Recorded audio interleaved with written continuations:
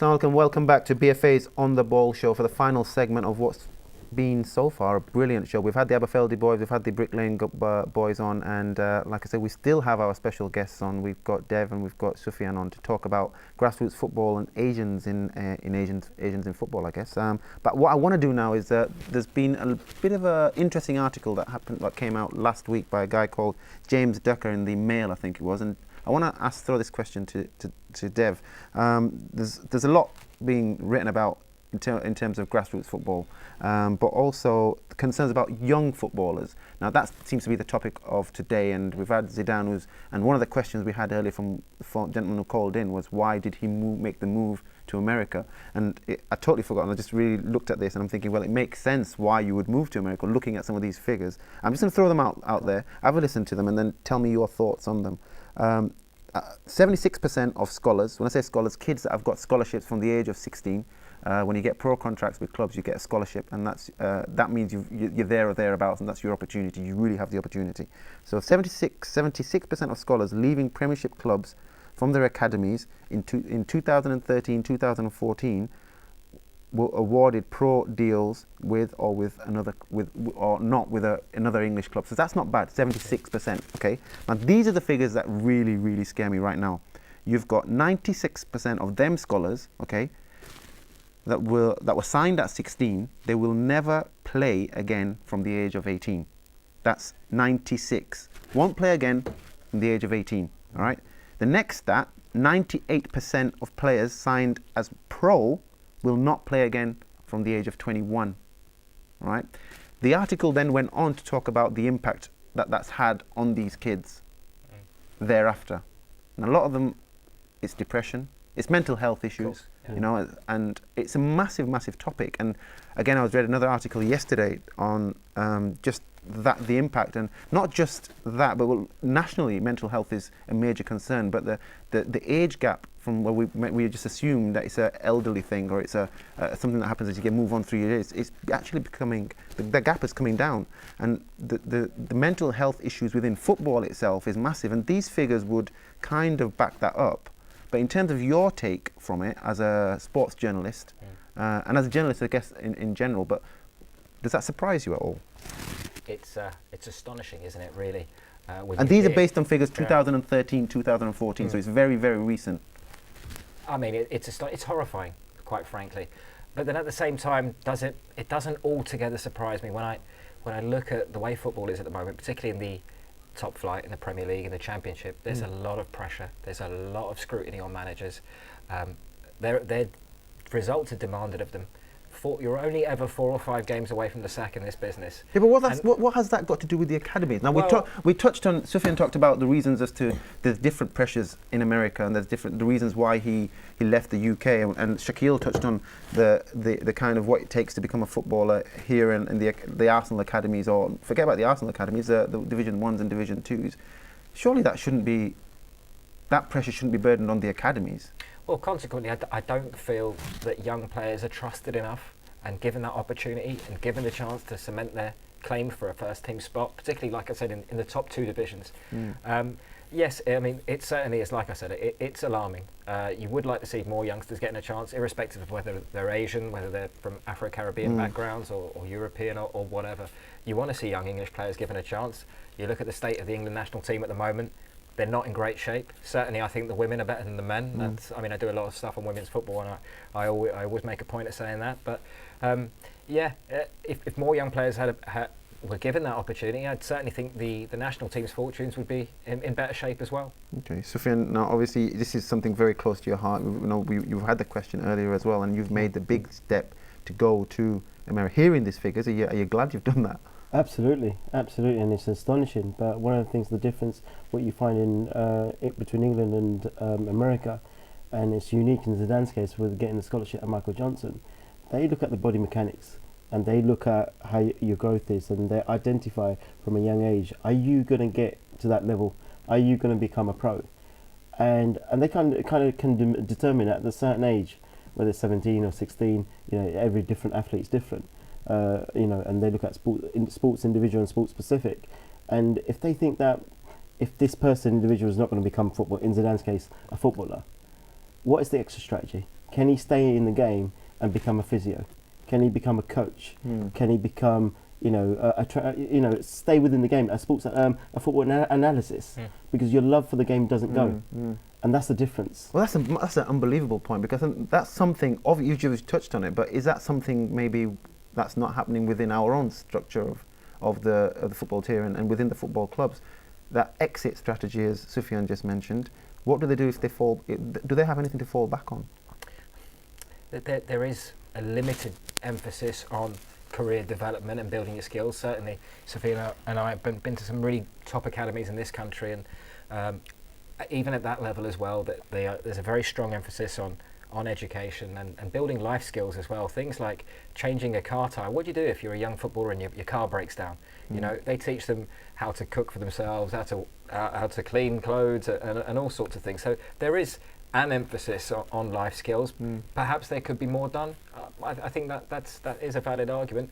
You look at footballers whose careers have been cut short. People like Dean Ashton, he does a lot of work in the media now. So there are examples, but they do tend to be players who've already reached a certain level, rather than players who haven't made it at 21 years old. And I mean, I know personally quite a few football players who have suffered from depression.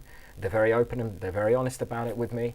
And I think it's Vincent Perricard who actually told me, he used to play for Portsmouth and Stoke City and Juventus, who runs an agency of sorts at the moment, that what people tend to forget when they look at football players is that these people are human beings, that they're individuals first. And particularly for someone like Vincent, who born in the Cameroon, moved to France at a young age, played in Italy, then came to England. I mean, he struggled to adapt just like any human being moving to another country would. But because they're football players who earn 10, 20, 30, 40, 50, 60 grand a week, we tend to expect them to turn up and play and score every single time they go out there, irrespective of, whether they've been in the country for 3 or 4 days. Okay. Shaquille, you've been there. You were at Arsenal from a young age, and then you were released for whatever reason. What impact did that have on you at that time? I mean, with where I was, it wasn't more of being part of the academy. It was more of training with Arsenal and for a couple of years. So it wasn't more. It wasn't necessarily. Still, there's that impact. I mean, yeah. I mean, there is. I mean, yeah. I mean, of course, if I had a certain maybe physical build or a technical ability that others didn't have at that time, maybe I would have been scouted for the academy and developed. But from that actually, I stopped playing for football for a few years, and until I was about 16, 17. But that's the one I want to get. But why? Why would you? What is it? Because we talked about that drive. We talked about Zidane. Now you said to Zidane is the drive that he's got in him. Now if you've gone from a child who's got that drive to succeed regardless of everything, and you, the first time, I guess let's just say from your case, it's the first time you failed to get. Why did you stop? Why did you then stop and not think, well, do you know what? I'm going to carry on, continue and persevere elsewhere? I mean, personally with me, I was focusing more on education, and so that was a big part of my life at that time. And then I was always playing 5-a-side, 7-a-side here and there, but actually playing 11-a-side football and getting the right training became the least of your worries. Exactly. So I mean, then after school, then I started getting back into football, playing, looking to play competitive football and league football and Sunday league, and that's how I slowly got back into football. Sufian, from you're down to tell us what the reason I was saying was the setbacks. We had a ironic thing when Zidane went out in 2013 in August. He picked up a stress fracture on his striking foot, left foot, and it was just picked up just like that. He was running straight. They identified a limp in him, and they took him out. The physio and the medical service that they gave him was unbelievable. So it was put in a boot, and he was out for 3.5 months, and he was torn apart. All he wanted to do is, I've come to train in America. 6 weeks later, I'm in a boot and I'm out for 3.5 months. And somebody who hasn't never ever missed a match or missed training, all of a sudden he's out for 3.5 months. But actually, it was such a blessing in disguise for Zidane. And the reason behind it was the mental conditioning that he got. They broke it down, Imrul. They broke it down week by week and what he had to do. And they didn't stop in training. They relaxed his left foot and concentrated on the mind and the rest of the body. And it was unbelievable. Actually, he became a stronger player from that injury. Now, if he was in England, as parents, I doubt if they picked that up. And if they did, they must have said, "Oh, you must have got kicked. Painkillers, wrap Go it on around, then. hot and Yeah. cold, off you go." Standard. I mean, he was in an MRI scan room within 18 hours. Yeah. Got it done. Saw the stretch fracture. That's it. You're out. 3.5 months. Put you in a boot, and this is the physio we're going to do, and the rehab we're going to do, and this is how we're going to break it down. Yeah. And the mental conditioning was unbelievable. Yeah. Okay. And that sports psychologist is still working with him, on a daily basis, looking at his downs, looking at his positives, and how is he going to improve his games. He lost recently. He was the man of the tournament playing for FC Dallas, scoring some crucial goals at a crucial time. But he lost in the final. But he wanted it so bad. He wanted it so bad that he wanted to win a trophy. He wanted to go out and produce it, and it was going to be a big achievement for him. But losing that cup final is another setback. Yeah, I think But that's then- what it is. Yeah, yeah. it's the knocks Yeah. in life that add character and mentally make you stronger, and that's the key, isn't it? So But the thing is, if someone's not there, Imrul, Yeah, someone is that's not the there key. to put your arms around you and just to say it's okay. this is where your wife comes in. So the decision to move the family there again, it's come to fruition because his mum's there, his younger sister's there to as a shoulder to cry on if Yeah. needed. Hey, do you know what? You talk about Zidane, but if you talk about Zidane and you look at the family whole setup, the sacrifice been great. But what we talk about the growth that Zidane's had. Don't get me wrong. As parents, what growth have we had? Of course. The education that we've had, and on top of that, Zidane's sisters, splitting the family apart. All of a sudden, brother's not around and sister's not around, and we're missing birthdays and anniversaries and whatnot, and we're missing crucial matches and things like that. And as a family, we've grown, and we've learnt so much as parents. It's unbelievable, and we've been looked after by most of the top coaches in the USA. And I have to say a big thank you to not just Michael Johnson. Michael Johnson knows Zidane very well, but Brian McCall, who's the academy director, who's directed us to FC Dallas, and then Zidane's gone to FC Dallas and he got signed up in the pre-academy. He plays in the academy next year, and it's been an absolute phenomenal journey. Wow. Wow. People have already said you can write a novel. Well, hopefully the story's just begun, and Absolutely. that's the plan. But Dev, coming back to you, I know we talked off air about Asians in football. In terms of that's just hopefully one example. We've got a number. What the football scene up and down the country in terms of Asian football and where we're at. Where are we at with it in terms of the numbers that are playing? I'm not sure if we've moved forwards or whether we've moved backwards. I look back many years ago at how many Asian players we had spread across all the divisions in the Football League, and we're at a very similar number at the moment. I mean, we've only got one Asian player in the Premier League, that's Neil Taylor. Mm-hmm. You've got Adil Nabi and Sami Nabi, who are both at West Brom as well, yet to feature in the first team. You've got the likes of Danny Bath at Wolves, Mal Benning at Walsall, Kash Siddiqui down at Northampton Town, who's battled a lot with injuries. So we don't have that many role models, and it must be quite disenchanting, I think, for some of the young aspiring Asian players, because they don't really have those role models to look up to. And I think even with black players at the moment coming towards the end of their careers, they're in a very similar situation in that when they look around, how many black managers do you see? You see very few. I mean, there's 5 now at this point amongst the 92 league clubs, but at the start of the season there were none. It's an important point worth making, and again, I know for a fact, having spoken to a lot of black professionals who are still playing and some who are no longer playing, some of them think, well, what's the point of me doing my B licence? What's the point of me doing my A licence? I'm not going to get the gig. Yeah. So it's a big issue. That absence of role models. I think if we had a few more players who actually made the grade, I think it'd have an incredible effect, an incredible impact on the number of players coming through. Well, the next question leading on to that is, in your opinion, again, and the question is all three of you, I guess, is first of all, are the clubs and is the FA doing enough, in your opinion? Simple yes, no answer would be sufficient, I think. And secondly, I think, in your opinion, is it just a case that we have to stop using this, Iscos and Brown card? And genuinely, do you feel that the talent is out there? I think the FA recognise that they need to do more. Certainly, they are missing a trick in terms of talent identification. They need to take an approach similar to, I think, what West Brom have done. They actually go out and actively engage with the community, whether it's the Asian community or the Somalian community, and they've got players from the Asian community and the Somalian academy. Somalian community within their academy setup. Yeah, well, you touched on two, the Nabi brothers, and then they've apparently there's another younger one in the under-16s. There's three of them. Riaz. That's Riaz as well. Yeah. So Adil's what? He's on the verge of was he in the squad?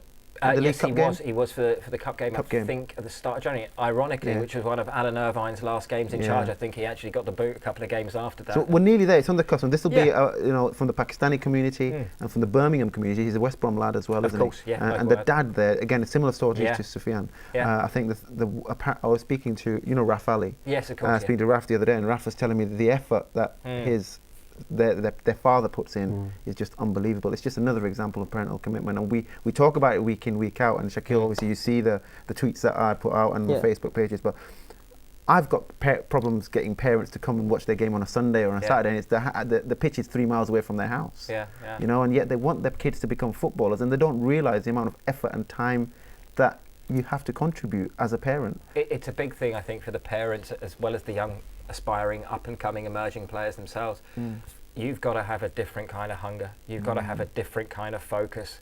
You've got to want it more than you've ever wanted anything in your life if you want to give yourself the best chance of making it. And even then, as you read out with the stats earlier, the number of players that don't make it past the age of 21, 98% I think you said. That's it. Even then it's no guarantee of success, but you've got to want it at all costs, in my opinion. I mean, certainly even when I look at my own career and what I'm doing at the moment with the sports journalism, it's been exactly the same approach, and I think I'm very lucky in that sense. I get to interview some fabulously talented people from all walks of life, all different types of sports, and I feel as though they've inspired me. When I speak to them, each and every one of them, men and women, they work so hard, they work tirelessly. You look at Frank Lampard, he's a great example of that. He's a player who's come through, who's people had always questioned, why is Frank Lampard playing for West Ham? It's because his dad's the assistant manager. And he's had to overcome those boundaries himself, but you ask anyone who's worked with him, he's one of the most dedicated players. He's the first one into training, the last one out of training, and even at the ripe old age of 36 odd, he's still doing the business right now in the Premier League. Yeah. Sufian, your take on Asians in football? Do you think are we there, or have we got light years to go? I think there's definitely talent out there. The FA need to do much more, and that's it's recognised by everybody, I think. And if you look at role models, we were lucky to be shadowed by Zesh Rahman, who's played out every single division, started out Premiership with Fulham, and looked at Zidane's journey, and he opened certain doors that to go and see Far East and the academies there, going to Kitchi being one of the richest clubs in the whole of Asia, being there. And, with Zidane we've travelled around, but the thing is, it's on and off the pitch. And one of the things we've learned is that if your attitude as a parent, because what does a 12-year-old know? What's an 11-year-old? What's a 13-year-old know? Where does he really want to go? The dream's there, but what does he really have to do?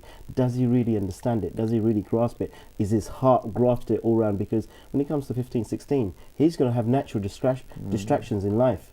And as parents, what do you do? So if you have the mindset of working in an attitude where actually my son is already a superstar, without being arrogant. That's it. My son's a superstar. How do I look after him? Because when he is a superstar, what are you going to do? And then that's why we've looked at Zidane, and one of the things that we've set out, does it really matter if it's Real Madrid or Liverpool or Chelsea, or does it matter if it's FC Dallas?